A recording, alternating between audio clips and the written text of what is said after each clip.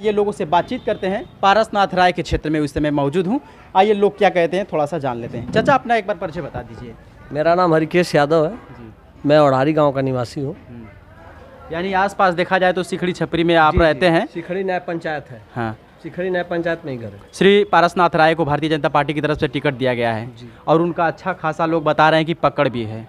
लोग पारसनाथ राय इस समय लोगों से संपर्क बना रहे हैं और रोज़ कहीं ना कहीं सभा लग रही है, उनकी चुनाव प्रचार में लगे हुए हैं।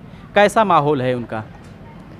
जी, पारस राय की पकड़ तो हम लोगों की समझ से, हम लोग तो उनके विद्यालय के छात्र रहे हैं। अच्छा। लेकिन हम लोग के समझ से सामाजिक पकड़ बहुत ज़्यादा नहीं है। ऊपर वालों के लोगों से पकड़ है। अच्छा। लेकिन जो निचले तबके के लोग जो गांव से बिलोंग करते हैं, हाँ। उनसे कोई पकड़ की बात तो हम लोग के संज्ञान में नहीं है। अच्छा। हाँ, हम लोग के संज्ञान में अब तक नहीं आया। टिकट दिया गया है, सांसदी का चुनाव लड़ रहे हैं। सांसदी का चुनाव लड़े, उनका सम्मान है, हमारे घर के हैं, हमारे बगल के हैं। लेकिन जो राजनीतिक क्षेत्र होना चाहिए वो गुरुजी का राजनीतिक क्षेत्र नहीं है। वो स्कूल चलाते थे और किसी के जर्नी मरनी दुख दर्द कहीं भी उनकी उपस्थिति कोई क्षेत्र में आप पूछेंगे गांव में जाके कोई नहीं बताएगा। जो बहुत उनके नज़दीकी होंगे, जो बहुत उनके क्लोज होंगे, जिससे निमंत्रण होता होगा उसके यहाँ जाते होंगे।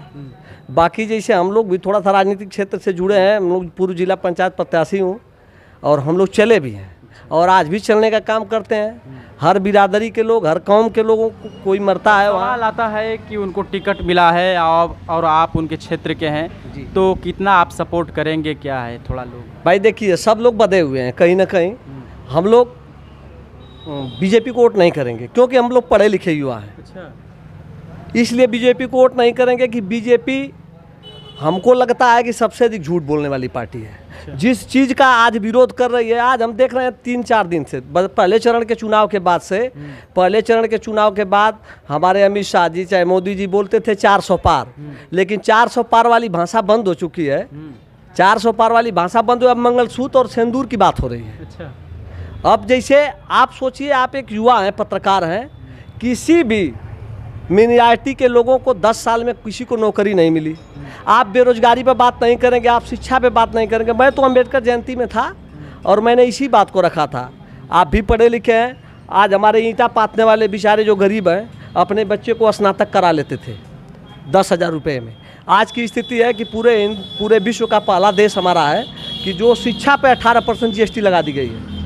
और जो स्नातक कराना चाहेगा अपने बच्चे को, कम से कम उसके पास 60,000 रुपया रहेगा तो वो स्नातक कराएगा, क्योंकि 6 सेमेस्टर में परीक्षा हो रही है, 6 बार फीस जमा हो रही है, 6 बार प्रैक्टिकल की फीस जमा हो रही है। तो शिक्षा का भी स्तर जैसे नीचे चला गया है, रोजगार का भी स्तर नीचे चला गया है। रोजगार पर बात नहीं है, स्वास्थ्य पर बात नहीं है, बेरोजगारी पर बात नहीं है। अब मंगलसूत्र और सिंदूर की बात आती है।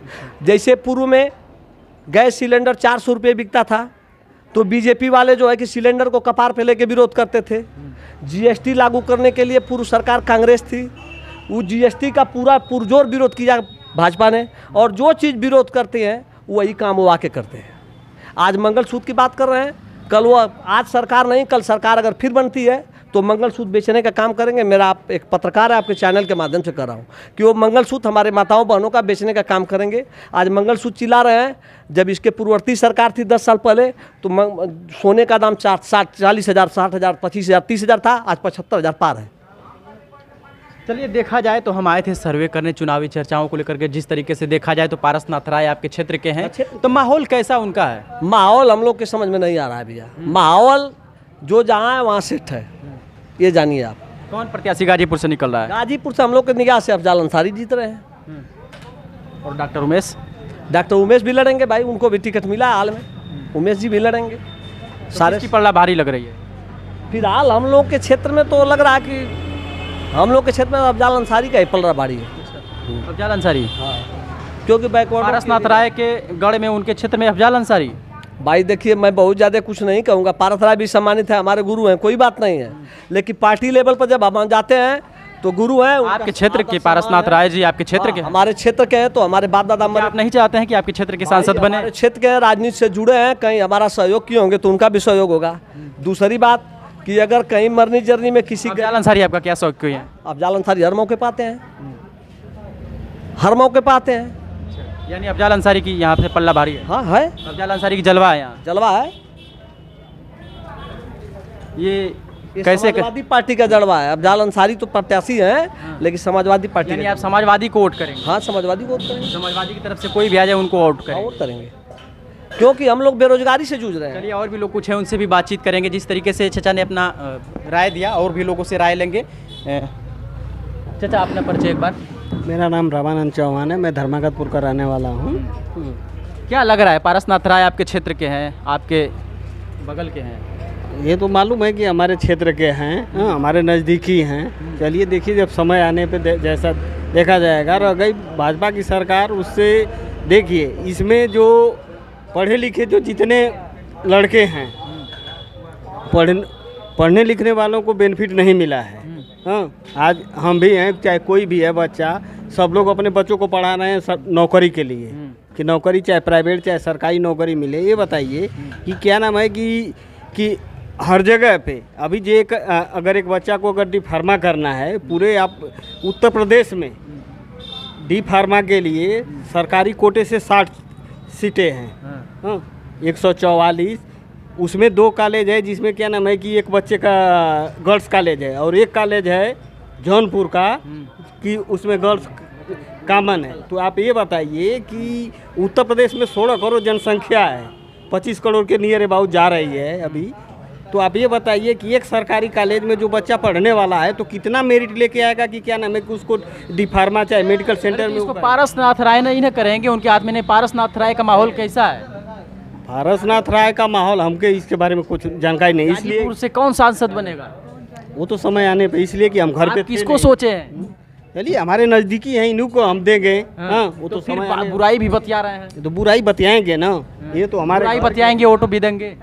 नहीं, इनका थोड़ी हम बुराई बतिया रहे हैं। भारतीय जनता पार्टी की बतिया रहे हैं ना, और भारतीय जनता पार्टी की तरफ से इनको टिकट मिला है। उनको टिकट मिला है ना भाई साहब, टिकट मिला है इनको। बीजेपी को आप वोट नहीं देना चाहते हैं? नहीं, ऐसी बात हम तो ये नहीं कर रहे हैं कि नहीं देना चाहते हैं, लेकिन हाँ, सरकार की जो कमी है वो कमियां को हम गिनवा रहे हैं। अच्छा, सरकार में जो कमी है। हाँ, पारसनाथ राय जी की कैसी व्यवहार है, लोग उनके बारे में क्या सोच रहे हैं, खास तौर से आप क्षेत्र के लिए? आप सर जी, हम लोग के गुरु हैं, हम लोग भी पढ़े हैं सिखड़ी कॉलेज से, ऐसी बात नहीं है। लेकिन उनके ये राजनीतिक जीवन के बारे में हमको उतना जानकारी नहीं है। हाँ टीचर, हम लोग के गुरु रहे हैं। माहौल क्या है, लोग सोच रहे हैं उनको सांसद बनाने, लेकिन नहीं हमको ये मालूम नहीं है, हम 2 दिन पहले बाहर से आए हैं। अच्छा, हाँ, तो इसके बारे में चलिए, और भी लोग हैं, कुछ उनसे भी जानकारियाँ लेंगे। जिस तरीके से पारसनाथ राय को टिकट मिला है, लोग क्या सोच रहे हैं। परिचय चाचा एक बार अपना बता। मेरा नाम है सूर्यनाथ यादव। क्या माहौल है पारसनाथ राय जी के गढ़ में? हम इस समय मौजूद हैं और उनका घर यहाँ से लगभग 1 से 1.5-2 किलोमीटर होगी, तो क्या उनका स्थिति है? देखिए, मैं आपको सीधा सीधा बताना चाहता हूँ कि जो इस समय का हमारे हिंदुस्तान का लोकसभा का चुनाव है, वो एक गुल्लक की तरह है। गुल्लक में अनेक प्रकार के सिक्के, अनेक प्रकार के मुद्राएं पड़ी हुई हैं। उनको जनता किस प्रकार सिलेक्शन करके बाहर निकालेगी और किस प्रकार की करेंसी चुन के लाएगी, वो समय बताएगा। अभी किसी को कुछ पता नहीं चल रहा है। अपना मतदान, जो मत का अधिकार है, वो जो दान है वो गुप्त है, किसी को कोई बता नहीं रहा है कि कौन किसको देगा। उसका अंतिम निर्णय तो जब होगा, जब जैसे 1 दिन 2 दिन बच जाएगा तब, कि माननीय पारसनाथ राय जी आए चुनाव जीतेंगे या माननीय अफजल अंसारी जी जीतेंगे, उस समय पता चलेगा। अभी किसी को कोई पता नहीं, सब अपने अपने मत रख रहे हैं। तीनों पार्टियों की तरफ से जारी कर दिया गया है, बहुजन समाज पार्टी की तरफ से, समाजवादी पार्टी की तरफ से और एनडीए से भी, भारतीय जनता पार्टी की तरफ से सभी लोगों को टिकट मिल गया है। भारतीय जनता पार्टी की तरफ से पारसनाथ राय जी को टिकट मिला है, जो कि आपके क्षेत्र के हैं। तो उनके बारे में आप क्या सोचते हैं, उनका व्यवहार कैसा है, आप उनका सपोर्ट करेंगे या नहीं करेंगे, इसके बारे में थोड़ा बताइए। शिक्षा के नीति से उनका जो व्यवहार है, गुरु की नीति से, वो तो ठीक है। रहा चुनाव का, तो जैसे भाई साहब ने बताया कि चुनाव के आधार से उतना लोगों के बीच पकड़ नहीं है। ऊपर भले पकड़ो, जनता के पास पकड़ नहीं है। कुछ लोग हैं जो जानते नहीं हैं, जो पढ़े हैं वो तो जान रहे हैं विद्यालय में, लेकिन रहा ये चुनाव पार्टी लेवल का है।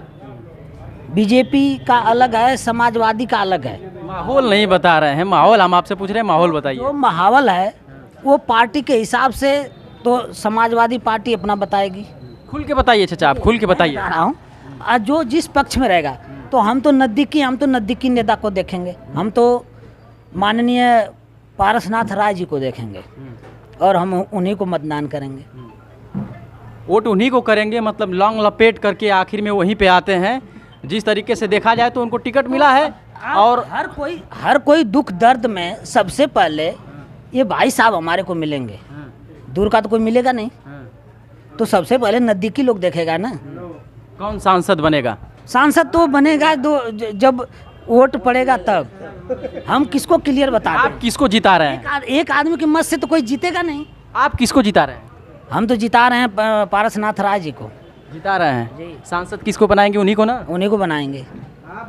चलिए, जिस तरीके से खुलासा नहीं कर रहे थे, कहीं ना कहीं एक आंकड़ा लगा रहे थे और अपना भी वोट का उसमें ऐड करना चाहिए कि हम जिसको वोट दे रहे हैं वो सांसद या विधायक या जो जिस लेवल पे हम वोट दे रहे हैं वो बने, और लोग अपना मत को देखते हैं कि हम वोट दे रहे हैं तो बनेगा। तो इसी तरीके से आप वोट दे रहे हैं तो कोई ना कोई बनेगा, ये ठाने हैं आप। तो खुलासा किए कि पारसनाथ राय को आप बना रहे हैं। बिल्कुल, हमने खुलासा किया है। किस लिए? कारण क्या है? कारण एक तो नज़दीकी, दूसरी बात शिक्षा से जुड़े हुए हैं। यही दो कारण है हमारे लिए। पहला नज़दीकी, दूसरा शिक्षा से जुड़े हुए हैं। यही दो कारण है हमारे। चलिए, और भी कुछ लोग हैं। चाचा, आपका परिचय? अशोक कुमार यादव, भूतपूर्व सैनिक, जिला पंचायती भावी प्रत्याशी और भूतपूर्व प्रधान। पारसनाथ राय आपके क्षेत्र के हैं, उनको टिकट मिला है भारतीय जनता पार्टी की तरफ से, क्या स्थिति है उनकी? अच्छी स्थिति है। पारस राय जो गुरुजी हैं, शिक्षा के मामले में बहुत विकास किए हैं और अच्छे हैं, साधारण प्रत्याशी हैं, कोई मुकदमा नहीं है उनके ऊपर, पहली प्लस पॉइंट है। हाँ, एक बहुजन समाज पार्टी की तरफ से टिकट दिया गया है डॉक्टर उमेश सिंह को, वो शिक्षा माफिया बता रहे हैं, कई उनका वीडियो है। शिक्षा माफिया बता रहे हैं इनको, तो क्या नकल दिक्कत? माफिया, शिक्षा माफिया, ऐसा कुछ नहीं है। आपकी क्या इसके बारे में सोचते हैं? हमारे बारे में सही है। नहीं, हम लोगों का बयान नहीं है, हम लोग अपने स्तर से नहीं। बहुजन समाज पार्टी की तरफ से जिनको टिकट मिला है डॉक्टर उमेश सिंह, उनका यह कहना है कि वो शिक्षा माफिया है, नकल माफिया है, उनको कौन वोट देगा? यहाँ तो जितने क्षेत्र में विद्यालय हैं, उमेश जी के कहने पर पूरे माफिया हैं, शिक्षा माफिया। जितने डिग्री कॉलेज हैं, इंटर कॉलेज हैं, हाँ, ये पूरे क्षेत्र भरा हुआ है। कोई ज़रूरी थोड़ा है कि श्री पारसनाथ गुरु जी ही माफिया हैं या वो हैं। पलड़ा कैसी है? डॉक्टर उमेश सिंह और अफजाल अंसारी, पारसनाथ राय, तीनों में से किनकी पलड़ा ज़्यादा भारी है? पारसनाथ राय का निकल जाएंगे? हाँ, निकल जाएंगे। तो चलिए दोस्तों, हम थे गाजीपुर जिले में सिकड़ी छपड़ी मार्केट में, बाजार में लोगों से जानने का प्रयास किया। जिस तरीके से देखा जाए तो लोग बता रहे हैं कि पारसनाथ राय निकलेंगे, कोई बता रहा है उमेश सिंह, कहीं कहीं लोग बता रहे हैं कि अफजाल अंसारी भी निकल सकते हैं। तो दोस्तों, सभी ने अपना अपना राय रखा।